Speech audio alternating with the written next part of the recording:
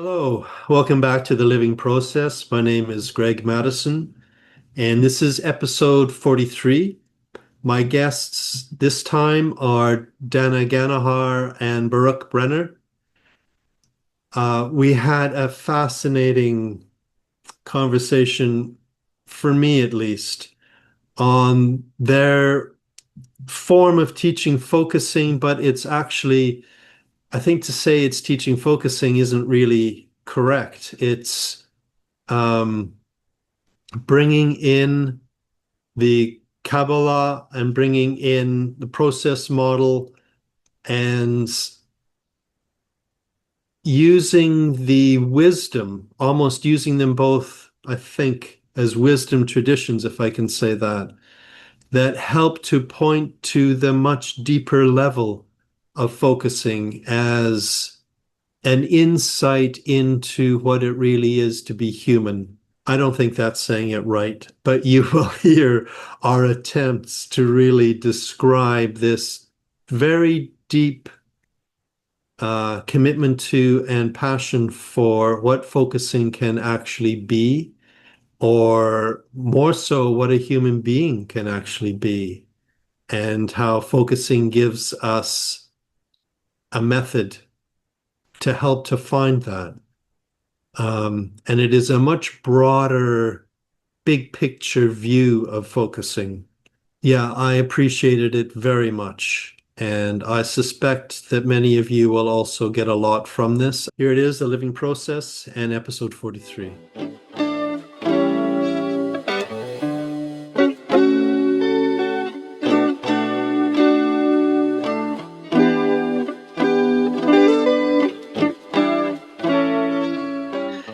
Welcome back to The Living Process. My name is Greg Madison, and my guests this time are Dana and Baruch. Welcome. Hello. Very nice to see you both. And I usually have one guest, so we'll have to take turns a little bit.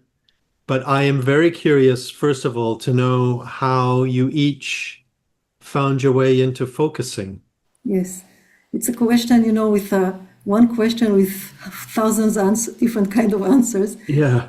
For me, it was like everyone. It's like a pure, I don't know, grace, because someone before I left Israel to go to the States for several years, someone came to me and told me that the focusing book is for me. And I didn't know what it is, and she never read it. She just said, I saw it and I knew that it's for you.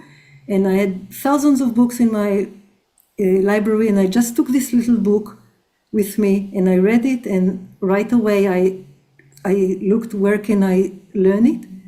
And it was in New York, and I would continue to say that it's not just the grace of like finding focusing like it's like the huge present that I got. And it's also when I went, when I started to learn it with Anne there, and then I went to a changes meeting, which was held by Mary. And Rob Parker was there on the corner reading a process model to few people, and I was drawn like a magic there. And I listened to his reading, and it felt like I'm hearing some old music that I know, but I forgot, something like that. So for me, it was like meeting not just the focusing, but also this deep, deep, deep wisdom.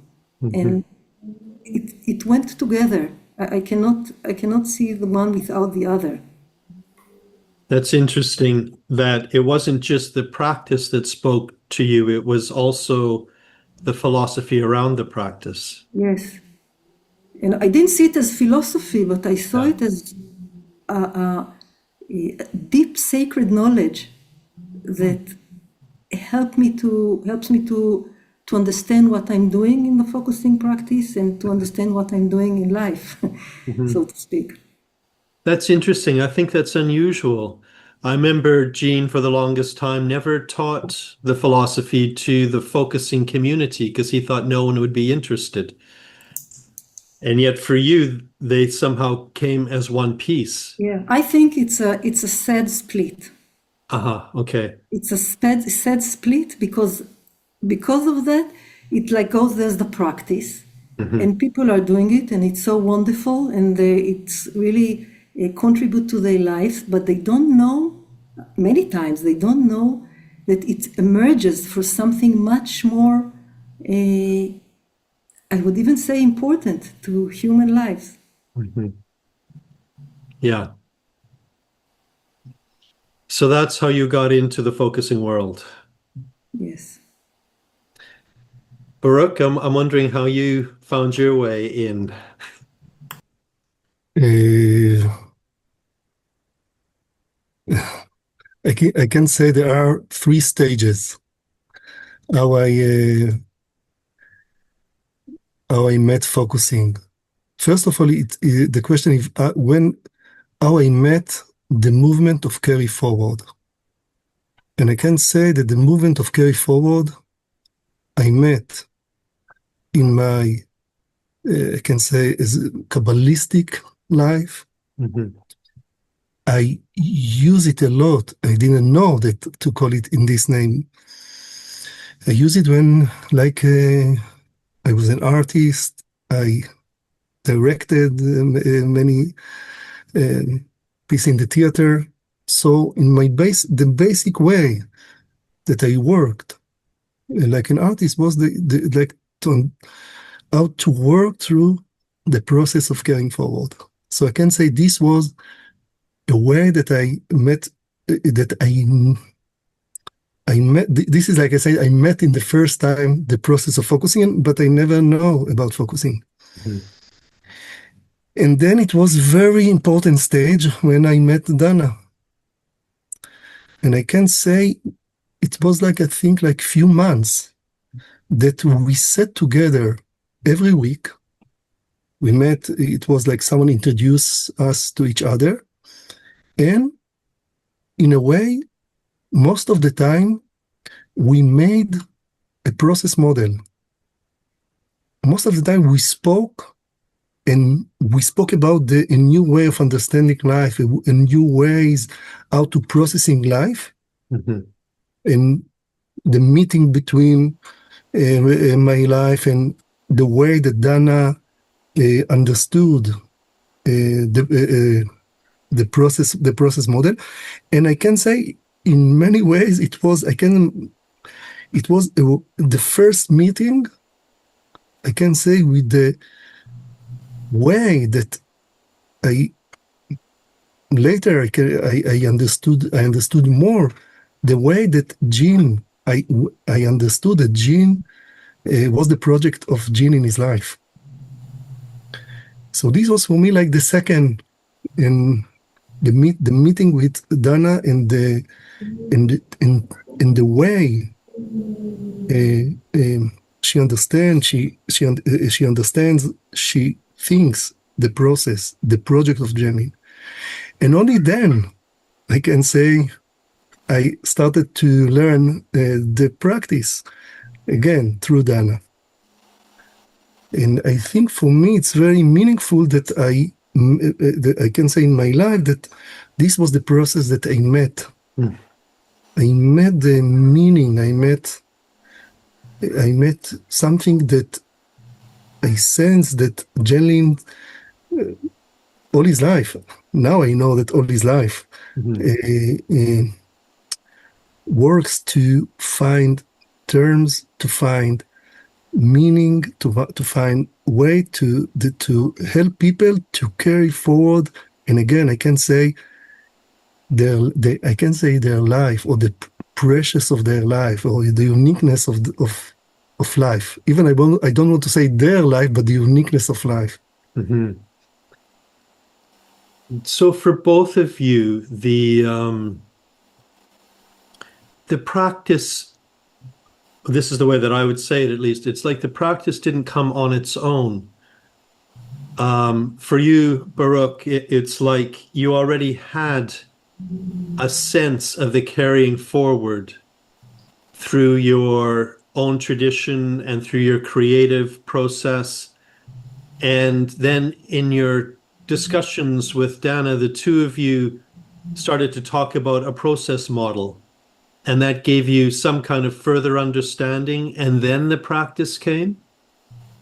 Yes, I think during these months, we already dedicate time, first of all, to practice, and then to learn, the steps, then to see how Jin, I can say, transmit his way of thinking, his way of sensing life into steps or into practice. And I think this is part of the reason why I sense that for me, it was never a practice. It is a practice that carry forward something that is wider. And it's not only wider, it's something so unique that in my life I saw that many practices can miss it, can miss something that Genlin was looking for or sensed in his life all the time. I think all the time he sensed life from, I can say, from this depth or from this unique sensitivity. So maybe let's just jump into what it is that the two of you have developed, because it sounds like it came out of that meeting and something mutual. You must have both found that you had a sensitivity in common that you have developed. And I'm curious what you would want to say about that. So let's start, and then Baruch will continue, because we're exploring it now for years. So we'll just start to... And what I'll do is I'll interrupt every once in a while when I need something clarified, okay? Please, yeah, okay. As much as you want, even if you don't only want to clarify, but you want you hear something that you want that say it again. Yes. Please, as much as you want. Perfect. Because what helped me, I continue, what helped me so much with the dialogue with Baruch and all the Kabbalistic texts that he brought. And slowly, I wasn't aware of it. I never learned it. Okay. I encountered it just through Baruch, and later on maybe. And Genlin opened a radically different door for humanity. And he's doing it with such a unique concepts, and in a language which I would say, just would call it here esoteric, not just to say that you cannot just read it. If you just read it, you will objectify it. You will not get it. You will think that you will get it, but you will not get it. And for a person like me, that I never learned the hidden path of, in this case, the Jewish sages.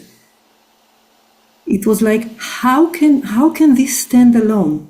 How what he's developing and the depth that he's reaching, how can it be carried without collapsing to non-paradigm? And a wonderful paradigm. There's the well-being paradigm. There's a therapeutic paradigm. There's the different, meditation paradigm. There's the different kind of paradigm that people know. And because it's so strong in our society and culture, it's very easy to collapse to one of those areas. So the question was how we can work with this wisdom and not fall into the known area, which are perfectly wonderful, but there are other people who are taking care about them, and slowly make space for something that is uniquely different and yet so much needed. So that much I'd like to say back. That you felt there was something so, these are my words, but so precious about this paradigm that you wanted to know how could this sort of stand on its own without being subsumed within a pre-existing tradition or context. Yes, and it's not easy.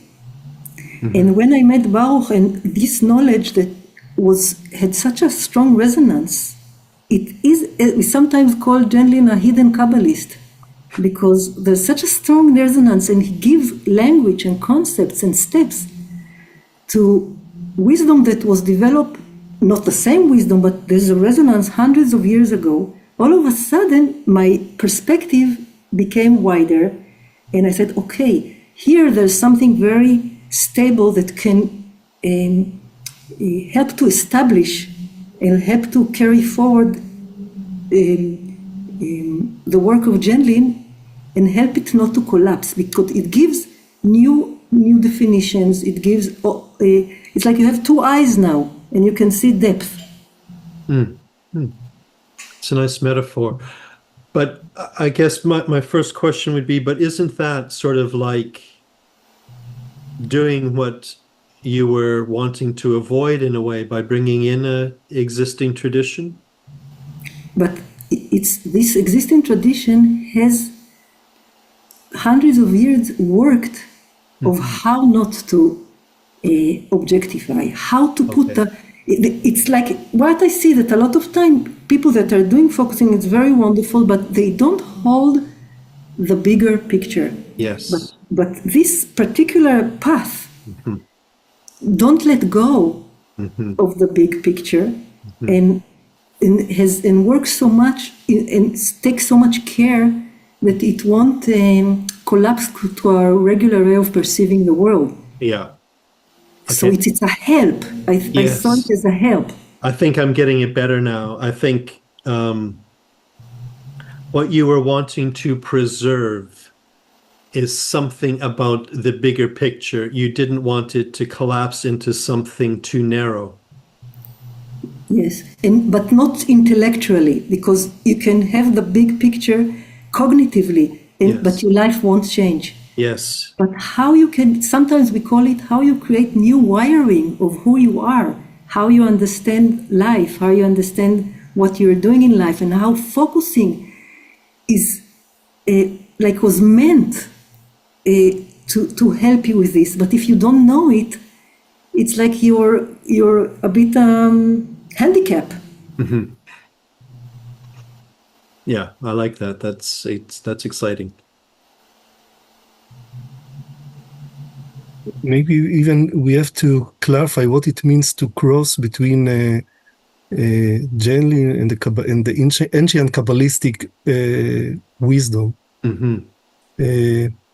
Because I think to many people when they hear the word Kabbalah, they already, I think they have the impression that to mean something mystic, something that is not real, or something esoteric. But we don't speak about it. It's not a question of, it's not about it. And if I will say a few assumptions of the Kabbalistic wisdom, first of all, it's thousands of years that unique, I can say unique, very unique people, they evolve this knowledge, that in the basic of this knowledge is the understanding that we are, as human beings, we evolve through our biography and through the history, because we have a narrow idea, a narrow picture about what it means to be human, not what it means to be a healthy person and to develop yourself through your perspective or through your persona in life. They understood, and they have in the background the picture that humanity are in a progress.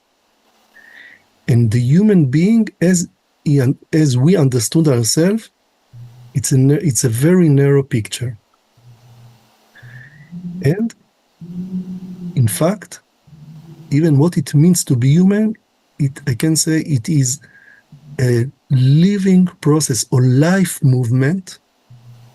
It is a life movement that all the time have the capacity or even have the commitment, a holy commitment, all the time to find, like to create, to participate in the creation of new ways that you understand who you are and you understand the world, in order to participate in the creation beyond the way that you understood till now in your life.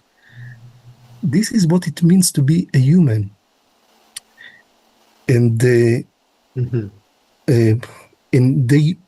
I can say through the history, they develop very first of all new terms through which you can really to open yourself. If I will mention a few of them, and I say it in Hebrew, and then maybe it's very even not easy to translate it to English.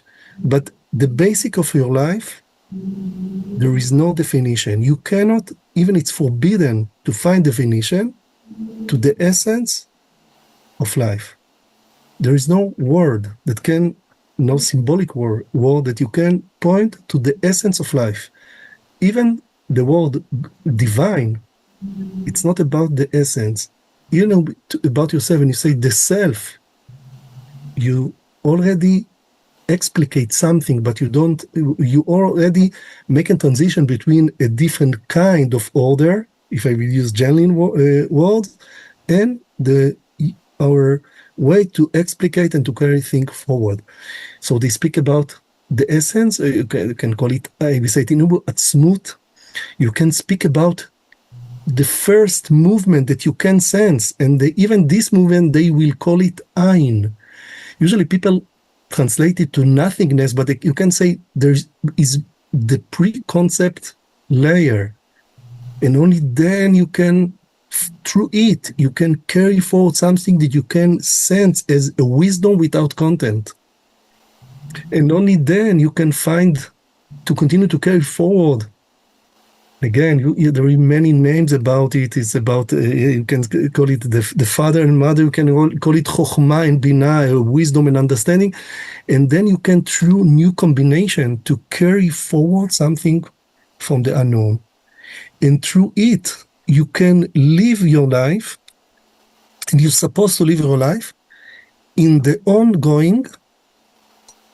ongoing process that every moment, for example, now, I can say now we speak to each other, but the question, if now in our meeting, I can sense, and we can sense, the three of us, to carry forward something new from the unknown, and to even to be open to it. In the Kabbalistic world, they speak about ichudim, a kind of unification that you sense all, you can participate in all the process that starts in a, I can say, pre-mental or pre-conceptual layer, and to bring it in order that life will continue to be carried forward. So this is like a holy way of living. It's not a dogma. Mm-hmm. It is a kind of capacity that you have to evolve in your like a person that is beyond your personality. You work with your personality and you change your personality, but this is the way, this is, I can say, the sensitivity that we have as people to have about life in every meeting, in every moment. Mm-hmm. So when first of all, we have to understand, we speak about something that deal with this way, or develop ways to live life through this sensitivity, because our life, and this I want to say that I never met Janlin, But if I will quote Lynn, that she said that she said that many times he says to therapist people, when you meet someone, sense the reverence, because we sense life. It's not a game. I would say in my words, it's not a game. It's not only to have a well-being, but sense this reverence. And I think if this is the way that I understand Dana, when we bring them together, they and this is maybe the wisdom of crossing, that you can see things that maybe, like you said in the beginning, maybe Janlin even didn't think that he can transmit. Like you said about the book A Process Model, that how many people could speak with him about it and understand and to work with him, maybe a few, maybe more, but it's not everyone. So let me just say something back. You have said so much, and what I realize is happening in me is a real feeling in my chest of this isn't the right word, but it's a kind of excitement about what you're saying. And what I'm getting from it, if I put it into words, which I know is almost going backwards a little bit, but what I'm getting from it is that you're pointing towards a level of being that is essential and developing. Yes. And it's from there that you can have a very different appreciation of and reverence for life. Yes. But it's not something that you can define. You can. I will not say you cannot define, but you have terms and you have a process how to work with it, how to work from there. You cannot define it, but you can carry forward from that. Okay. It's like Gendrin is saying that people now have this sense of the wholeness, but few are speaking about order of steps that you can make this movement from this whole wondrous unknown mystery slowly into what he calls in a process model symbolization without a symbol, which a new self-understanding emerges, and then it comes into words and into the interaction. And I want to say, the people that we meet in Israel, but not only in Israel, in people that we meet abroad, everywhere, I think so many people today, they have the sensation, I can say, of this depth, or even they look for it in so many ways. But I think many times, I can say, a wide knowledge is missing. They need a wider knowledge, and then even a knowledge, I can say, how to work from there. I can see even students that we meet, that many times, even I will say it in this way. Even when we teach focusing, I think that focusing, it is a wonderful way, a wonderful tool in order to develop yourself, to arrive to the ability really to make focusing, really to carry life through focusing. So it's a kind of a practice. I think in the beginning, people, when they do focusing, they cannot do focusing. Like Jelin says, he says about himself, many times I find myself make feelings, make order. But true focusing, if you really all the time bringing from a wider perception, people start to experience something. Then if they really have the opportunity to meet the knowledge and the wonderful things that then speaks in a process model, then step by step they arrive to a state that they start to live their life, and they have the ability really to carry forward the unknown. And I think people today they look for it. They look for it, and many times, even when they arrive to to many practices, they feel that something is missing. And maybe just I can add just quickly, what does it mean to carry forward the unknown? Yeah. I mean, can we take seriously what Jenlin is suggesting, that when you have a new concept in the focusing or a new understanding, it never happened in all the history of humanity? Can we really take it seriously? Most people say, well, I maybe something new, but it's not new to everyone, that like they are limiting where they can get with it. But when he says it, he means it. That when we carry forward something not from the known and the conditioned, it's not just that I feel better now, understand a little bit more. It's a new creation. It's a new creation. And that's why I like the word that Baruch is using, that we are participating in a creationing. Mm-hmm. All the time, a new creation can come through us. Mm-hmm. And how do I know when how can I start slowly to think about it and see my focus and say, okay, but I didn't change order yet. I didn't arrive to concepts that are beyond logic. I didn't feel that I created, how they are saying, new earth and new skies in the Kabbalah, in the Zohar. In the Zohar, they speak about that you have to arrive to, this is what you have to do in life, to participate in the process of creationing a new heaven and a new earth. Like you have to change the horizon, you have to change the way that people think that this is the culture. And it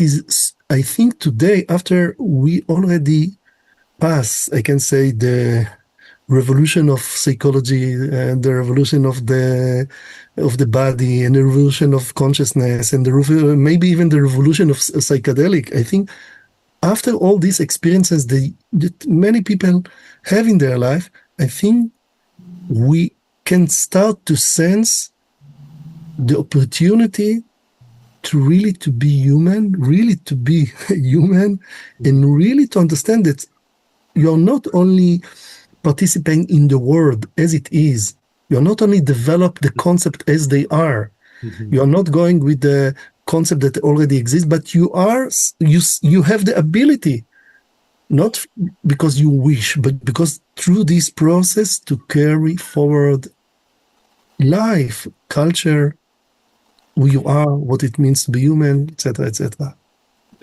So let me just say that back to you, that this is what it means to be truly human. Yes. Is to live from this ability to carry forward. And you had said carrying forward the unknown. And I'm wondering if that would be the same as to say carrying forward the always more than known. Yes, here, Dana, you can say it in more precise way. I think there is a reason why Jenlin in his life he didn't want to speak about to say the word the divine or God, like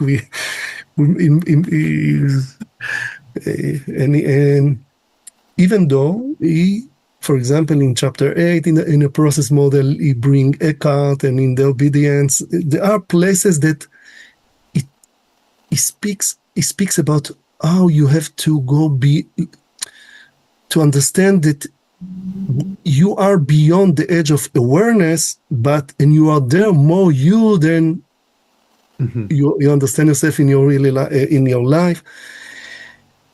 But if I will not speak about Jenlin. I think many generations generations, why they use in Hebrew there is no it doesn't exist the word God or divine. In the Bible there are many names of the divine, many names. Most of them you can pronounce, one of them you cannot pronounce, and there are more that are hidden and you can only find in the Kabbalistic scripture. Why you cannot pronounce it? Just say it, because so it won't feel like it's some sort of. You cannot pronounce it because it is not something. Because if you pronounce it, you will already speak about. You already will explicate it, and you will not have the ability to be it or to immerse in it. You already will have. Even about pronounce. Usually we think about I have interpretation. Even to pronounce is already bring a kind of interpretation. It's like you have to know it and not to say it. It's another, I can speak about it a lot. It's another way of sensing I can say the process of life. And the other names are all of them are kinds of a process. Each of them is a unique process. How you can say what we cannot speak about, because it's not only when you say I don't only to live in the known is more than this, because why we have names? Because we speak about a different kind of order. Many times names can help you to pass to another, even to open yourself to another realm or to another, I can say to another layer that it's not in your regular concept. So the translation to English, only to say it's very difficult, because in Hebrew each name has a different meaning to the okay, like cultures that they have many words to snow. Okay, it's a kind of understanding of the kind of interaction with what here I like Jenny and I will say with ... Yes, I will open it. But we know this depth, and again, I don't know how to save my words that they will not sound like a mystic in a mystic way or in a superstition. No, it's like only to know how to have more sensitivity of more layers of life that you can evolve yourself to sense it, or again, to be a human from it, through it. Can I check with you what I think I'm getting from what you're saying? Absolutely. Because it feels intuitively like it makes sense to me, but it might be making a very different sense than you intend. So let me check. Because it sounds like you're saying this. Well, I want to say it back this way because this is actually my experience. And if you're saying more than this, I want the more as well. But what I'm getting from what you're saying is that there is, if I say it this way, just kind of sloppily, there is an act of naming which takes you further from what actually is. And there is also an act of naming that can temporarily help you to flow to a new place. And we know that in focusing, if you can find a word, an image, something that helps the body to move forward or the felt sense to shift, then you find yourself in a new place where, again, you have to be careful not to just fall back into another act of naming, because then you lose the new place that you've just moved to. Yes, absolutely. I want to take even a moment of silence after we reflect it.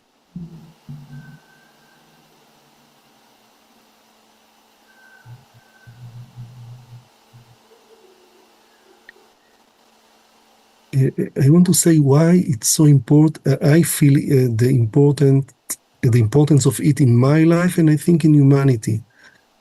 But I will speak now in a personal way. I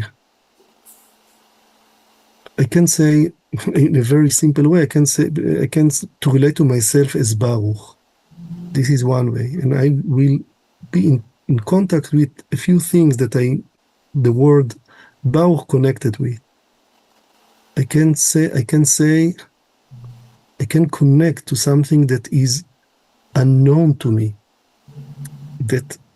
and I can sense it, and I can sense life from there. And of course, it can be something that I only can sense it, or there is a wisdom that I can, again, processing life through it, through this depth. But there are more depth that, so many times people say, I connect to my soul. People, like you said, people use words that they can open them to more depth, but even there, they still materialize the understanding of this world. So it helps them on one hand, and still now, before they sense themselves as only as a personality, now they sense them as a divine, but they sense the divine in a close way. They didn't change order, because they don't have even they learn that they have to change order. It's like intellectual understanding, but they don't know how to processing life through there. And again, and there is, if I use gently, there is much more, even beyond the word that we use about the depth. And why it's so important? It's so important because it's really who we are. We cannot only live our life only through the personality or through another word that points to it, but we still have a materialized understanding of it. And I think this is why, and I can find this knowledge again in the Kabbalistic tradition. They have developed so much knowledge about it, and so much, can say, let's call it practices, but it's not practices. This is the way that you can really live your humanity. Because if not, the world is like it is when we see it. And this is the result of our narrowing understanding of to processing life, to processing, I even to say the precious of life, or the holy life, or the unknown life. And for me, it was very surprising when I met Jenlin, and when I read with Dana, and she all the time, you have to understand that my first meeting with Jenlin was all the time with quotation from a process model. And then after a few months, I said, when we have to, I think we have to spoke somewhere, and I said to Dana, maybe don't speak about these terms, because this probably all the focusing people already know these terms. And she said to me, Baruch, it's in the process model. How many people you think read the process model? It's not something that everyone that make a course in focusing, they know it. But I think the way, and here I want to reflect back to what the way that you, the subtle way that you reflect me back. I want to take your sensitivity and to say, I think today it's not only that we look for it, it's like we cannot without it. We cannot without it. This is, and I think so many people, there are people who say, I quote someone, he told me, I have everything, but I don't have the process of life. I have everything, but I don't have this.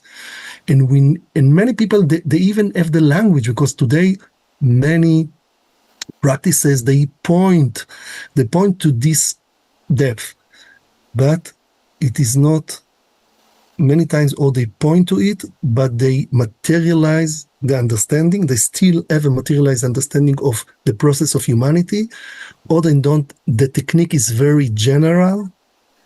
They don't know how to process in life through a first body experience. So this is why we feel that I can say the focusing can be something, a field, a field that it's very important field today in humanity, about humanity, not about on in the therapeutic field. It's like maybe I will add. I will just add something that two things. One is that it's not that when we are now we are.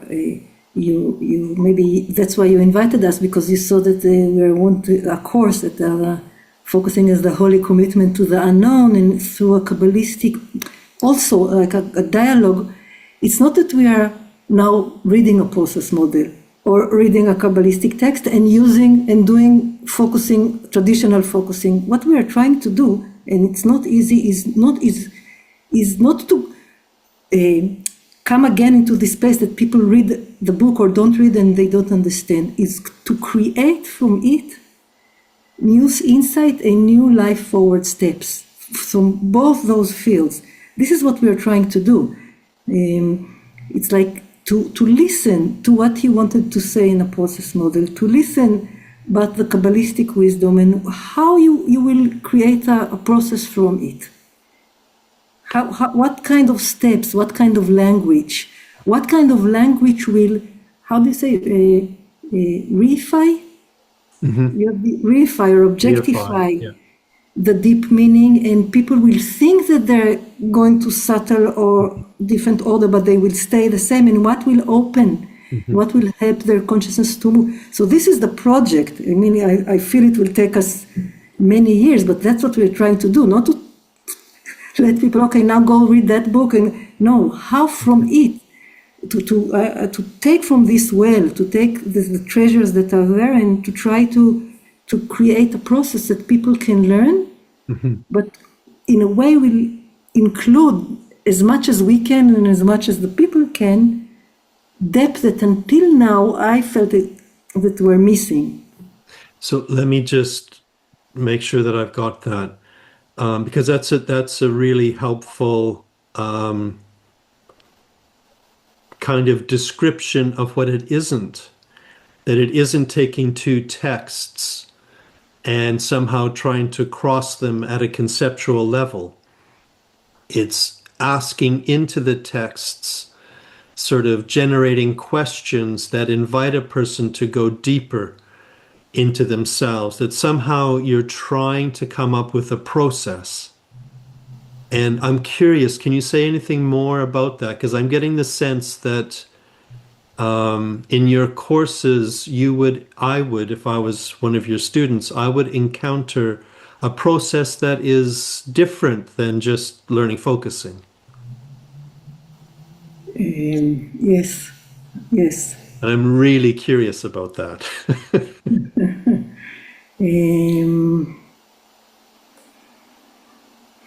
Let me just begin, and then Baruch, you can continue. But for example, you said before that you are in the process, and then something comes, and you find a name for it, and when the name is precise, it continues. Okay, so you're describing, but what we are describing, what is the process that it continues? Where it continues to, and where, from where, and who you are when you're in that process, and what does it mean to give a name? What a name is, and what does when you turn usually you tell focus people, okay, sense your body. Okay, what are you doing? A felt sense is something that is very. All those distinctions, all those concepts that are usually are like our jargon, the jargon that we are using, and we are transmitting it to other people, and then they are transmitting to their students. But in a way, they still hold what we call a transparent paradigm. It's not open. So can we use different kind of invitations? Can we use a different kind of explanations? Can we use a different kind of of responding from the position of the listener, what they are listening for, from where they are listening, and can it be on this level that we are speaking of, not the regular level that people describe what they are listening for and what they are sensitive for. So I'm just starting to say the questions that we're dealing with. There are questions that, if I've got you, that invite the person to freshly sense, not just the jargon, but freshly sense what's actually happening. But also now, what it means to sense. Okay, when you're saying freshly sense, what do you mean by sensing? Mm-hmm. What are you doing? What you are intending to do? When I say that word right now, the word sensing might be different each time I use it, but right now, what I'm meaning by sensing is to include in my awareness the living that is coming forth in my chest as I listen to you. Okay, so I'm following you. Include the living that comes forth is a beautiful description. In my chest, is it in your chest, the living that comes forth? That's where I'm sensing it. But I wouldn't say in my chest, now that I hear you say that back. I would say in sounds too contained. I would say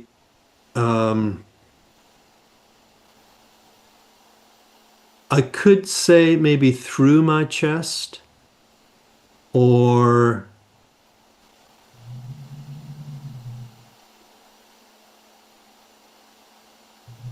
the living that stands out. I don't want to say in. Okay, so we're slowly opening what people are so accustomed. Okay, it's here.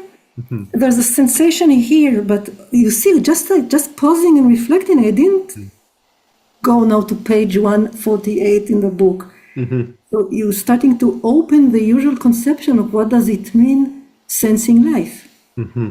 It's not in your chest. Yeah, that's right. I find it there. That's where again, it's very difficult to say it. I could say that's where my awareness finds it.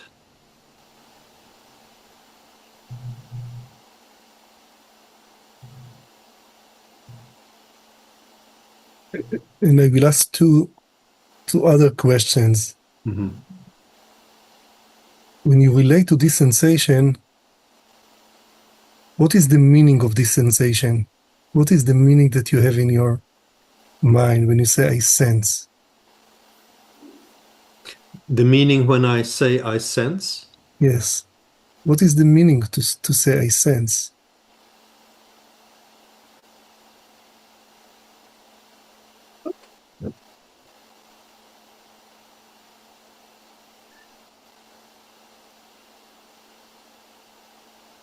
I find myself not wanting to say what's the meaning of the act of sensing as much as wanting to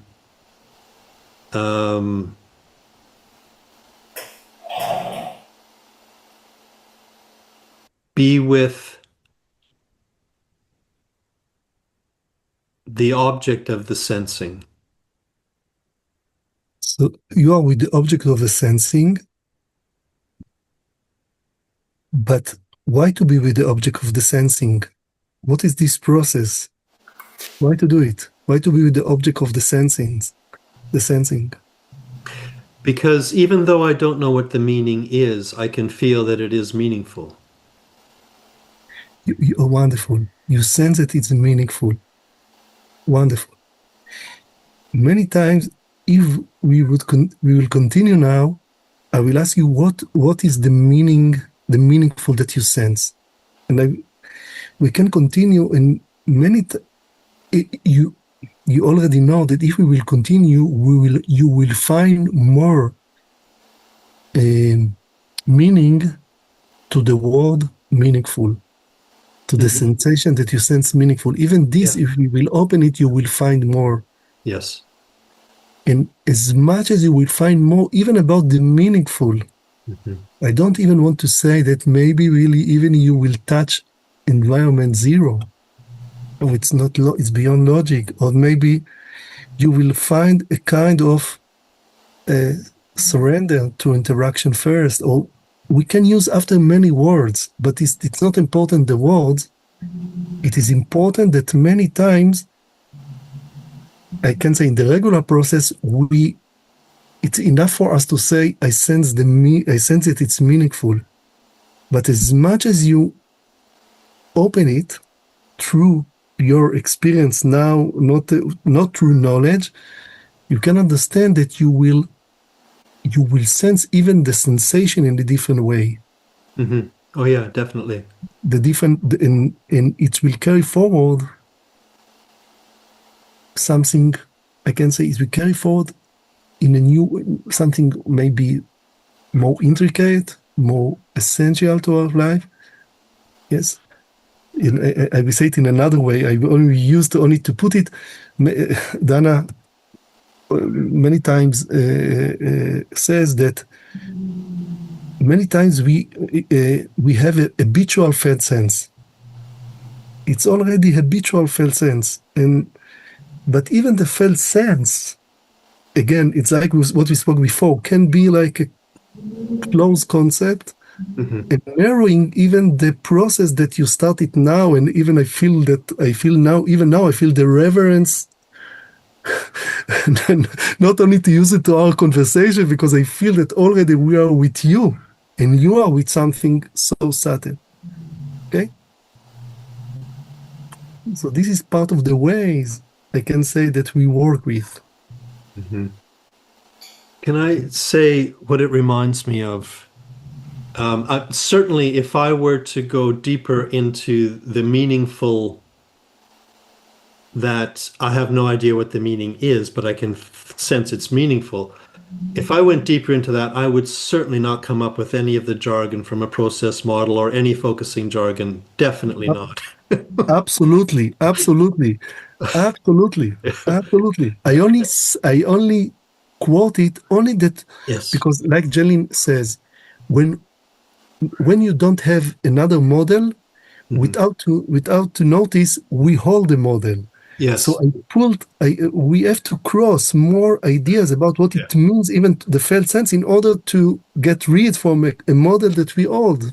Yes. Yeah, I mean, for me, the important thing that I'm getting from this, I'm not exactly sure if this is what you're intending, is that it is very important to not just habitually repeat the jargon. Yeah. And that then we end up with a conceptual process rather than the process that it was supposed to help us to find. Yes. But what it reminds me of, just these few minutes with both of you, is it reminds me of when I first learned focusing. And when I first learned focusing, I learned it from the book, and I began to practice it daily on my own. And I regret that in the focusing world, focusing alone has become so almost ignored. Because for me, if I focused alone, I would often end up not focusing just on an issue. I mean, I could do that if something was bothering me or in the way. But often what I would do is I would end up focusing on the process of focusing. And that's where, very similar to what we just experienced, that's where I would begin to sit with every single term and ask, well, what is that? Like if I were to say, I feel something meaningful in my chest, each of those terms I would open up like I, what is that? Is there an I here? And often it's like, no, there is no I there. So I have to change the sentence to get it closer to the actual experience. That's what it reminds me of. Mm, It's very touching that yes. you discover it by your own process. Mm. And you know, it's funny, but I will mention it that this is one thing that we include in our teaching, is we have focusing in pairs, of course, and also exercise to people that can do alone with writing every morning. They just do it as like a every day. Good. So it's not either or. It could be something with someone else, but also how you can do it by yourself with some gentle instruction to work with yourself. Yeah. And I will use it to say it again. The most important thing is not what is focusing. The most important thing is how we carry forward life. This is the most important thing. And I, I feel that maybe many sages in the generations, in the history, they tried a lot to bring it to humanity. I can say that I know more about my tradition, and we saw that really many times the terms of Jen, the steps of Jen, the way that he succeed to clarify movements that we have inside us can be something very meaningful to every human being in his life, and to today, to the culture, to humanity.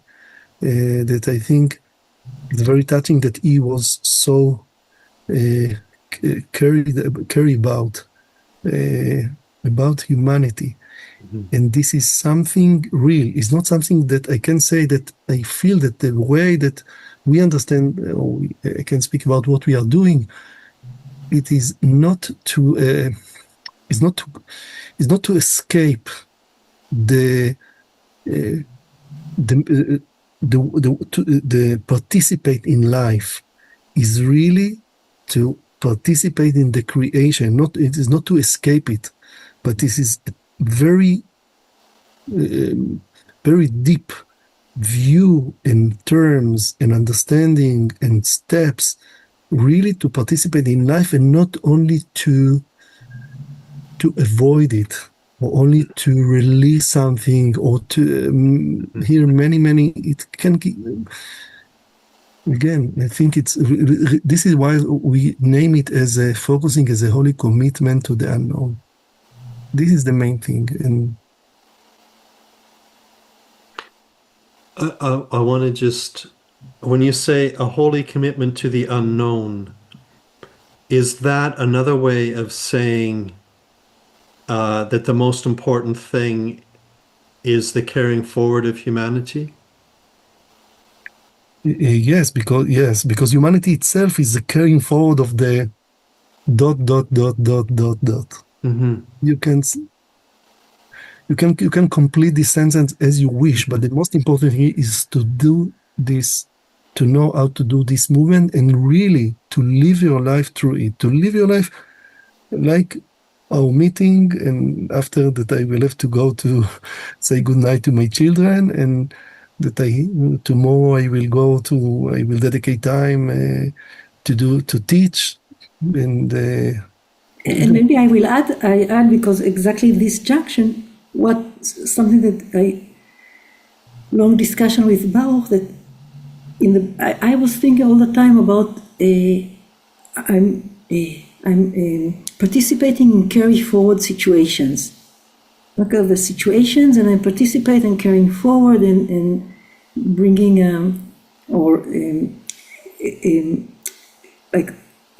slowly allowing new self-understanding to emerge, if I use Jelin's term. And through Baruch, slowly I also turned it to look at myself and see myself as a living process that carry forward from the unknown things like new self-understanding and concepts.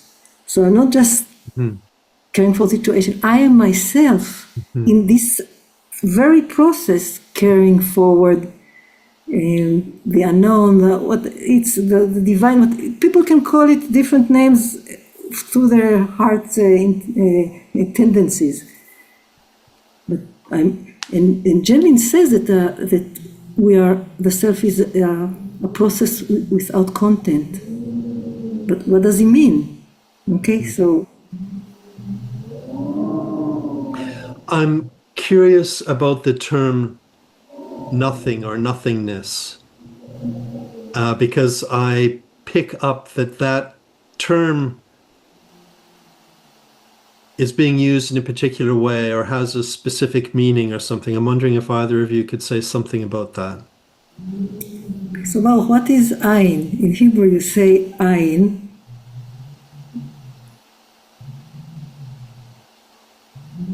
How the yesh, how what exists comes from ayin. Maybe you want to say a little bit about it.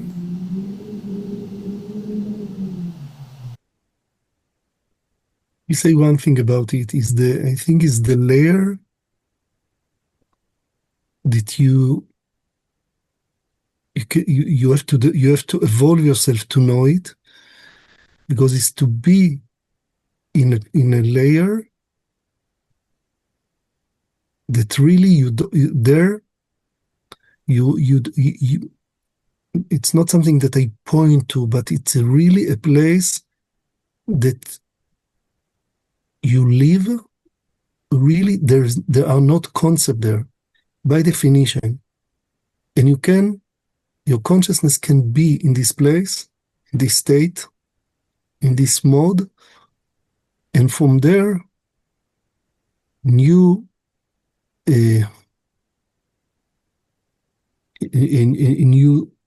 thoughts can come. It's a kind of, when you are there, it's like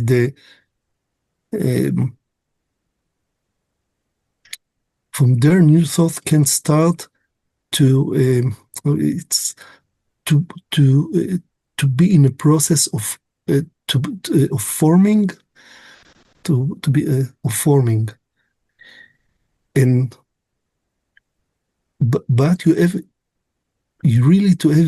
to evolve the capacity to be in this state, because many times because if not, you will be in this state, but in a concept of this state, so you are missing this state.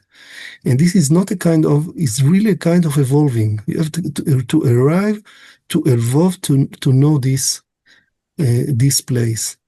If I will say, and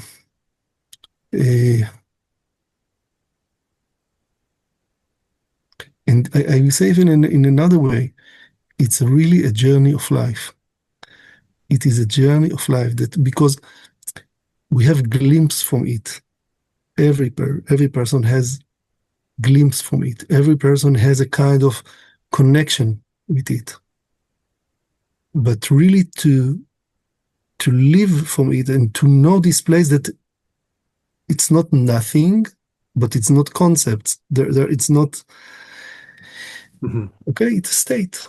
It is a mode of state. And this state, even though there is no concept there, it is all the time. I want to say it's all the time. It's a very unique place. I will put near it. It's not explanation of this state, but I will put near it, only side by side. It's like the distinction that Jenin have between consciousness as a maybe you can as a light. Yes, we usually think that our consciousness is like in a flashlight model, that we are moving a consciousness and then something that was hidden now is revealed. And he speaks about the conscious by itself is all the time generate the existence. It is not like it's, and even he makes in one place that he speaks about the differences between to pay attention. That it is too many times we speak about I am aware, but is to pay attention, is narrowing something that is more essential. That in name it, he put it like he says, this is consciousness, not in the regular way that people speak about consciousness. Consciousness itself, it's a generate life. It is a process.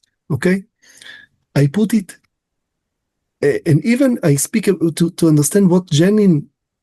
Because usually people when they speak about consciousness, they speak about something that they speak about awareness, or they speak about the model of only to put light. And I want to say again, you have to evolve something. We have to evolve as humanity something to know this place of consciousness. And here I come back to speak about the Ayin. And they are not the same, but I put it close. They have a lot of crossing between them. And I can say the Ayin is this state that from there, if you're in this mode, in this unique state of consciousness, can a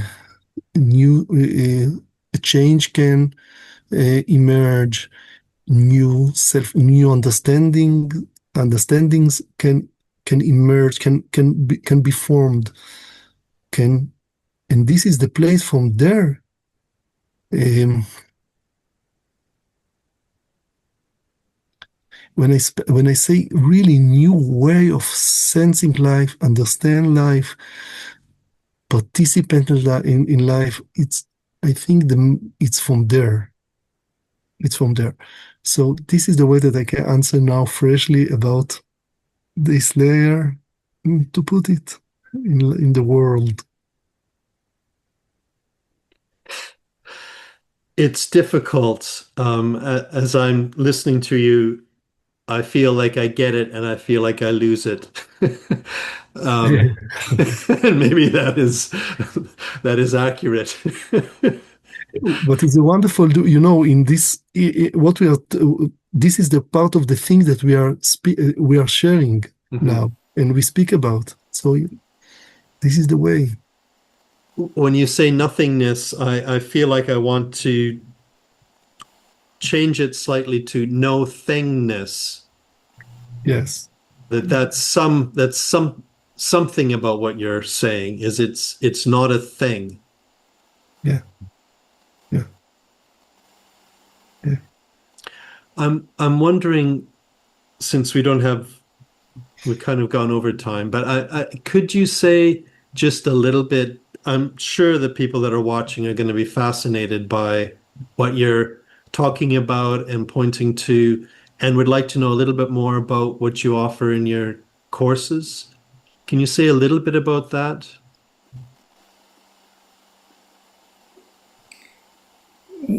First of all, the first course in English is starting very soon. It's like next week.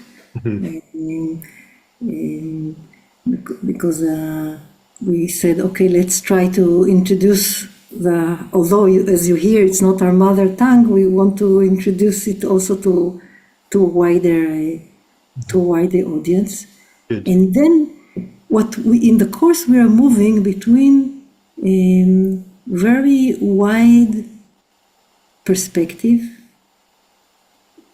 not trying to narrow the understanding, but very wide perspective, what we call the big picture, and also this minimalistic movement that can change how we are right now.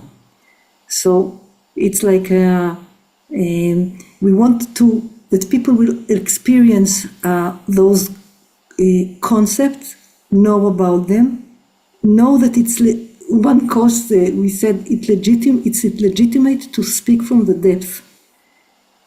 Okay, so know that it's if you're longing for it, there's a place for it. Okay, There's a place for it, there are concepts for it, there is language for it, and there are tools, which is very important. Some of them, I don't think that there's we use Gendlin's tools, we use Gendlin concepts as tools. Okay. Okay, it's not like that I don't know, but from Gendlin concept we can use tools. From maybe some pointers of the Kabbalistic world we can use tools, because this process is not a practice. It's not that we are learning a practice now. We're engaging in what is life for us. Mm-hmm. So I don't know if this was I answered your question, but maybe you want to add something, Bob. Yeah, no, I think you asked something very simple. We are going to open a course of focusing as the Holy Commitment very soon, next week. Then after we have another course in English, what I don't know how to translate it, in time zone of Australia, how to open the focusing consciousness. That it is a course that we develop based on quotation from the process model. Yes, the right translation. Yes. And this is another area, maybe we have to dedicate another meeting to it. It's what we are teaching about the art of prayer. Because prayer, it's like a movement that usually people know the public, and they have a public understanding what it means, but in a way it is a very unique process that I think in our generation we have the ability really to learn it. I think many generations, even I can say they pray in many ways, in many traditions, but really I think we went through a kind of continue to develop the ability that I will put it now as like a mystery way, the art of prayer. And I want to add something, if you just to describe that there's something that we didn't speak about it at all, but I just would add that also the TAE, thinking at the edge, how we understand it and teach it, I think is very different from how it is usually taught and understood, because it's like this practice is really its potential in what can happen to a human being going through this process is so much wider and stronger than how usually is perceived as like something that I'm very good at and I didn't have words for it. Okay, so we teach completely different. I mean, we have a spirit of the TAE steps, but again, what each step meant to be, how this process can carry our life when we're engaged in it. We see it, I think, differently. When you say that, it sounds as though you have more of an equal emphasis on the person in the process as well as the potential conceptualizing or something that might come from the process. Yes, the person in a way is reborn in the TAE. Yeah.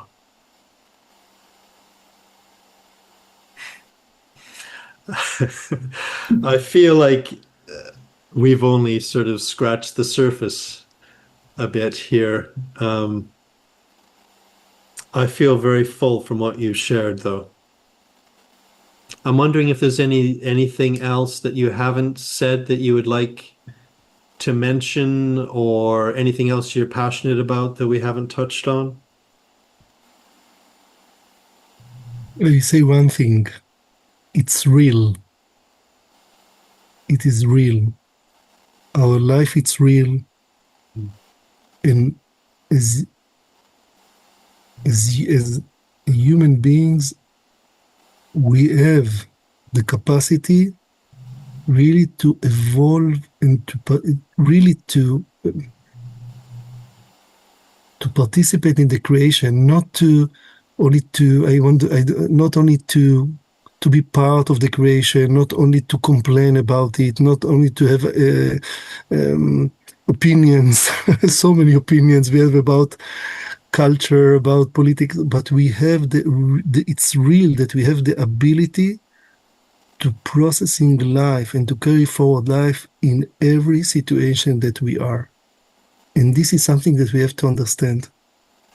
Here, no one will make the work for us. We have to understand it and to have, and it's real and it's precious to do it.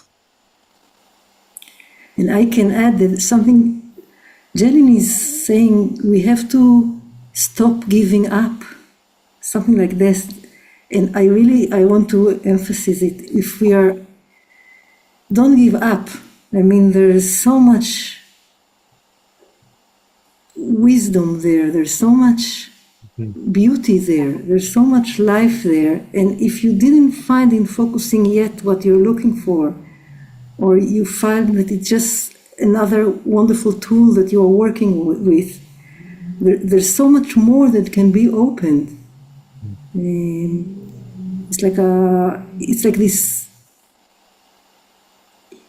I don't know how to call Jendlin, came with so much wisdom to share humanity. So let's now narrow it. And he really meant things that he said. He really meant, and we can take it very seriously. That's interesting. Yeah, I find that I resonate with that, and I find it challenging, and I find it encouraging. But I like, I have to really get a sense of what you're saying. But the sense I have initially is that you are wanting people to have the experience of their active engagement in the constant and continual evolution of being human. Yeah. Beautifully said. Yeah. Yeah, no, I love that.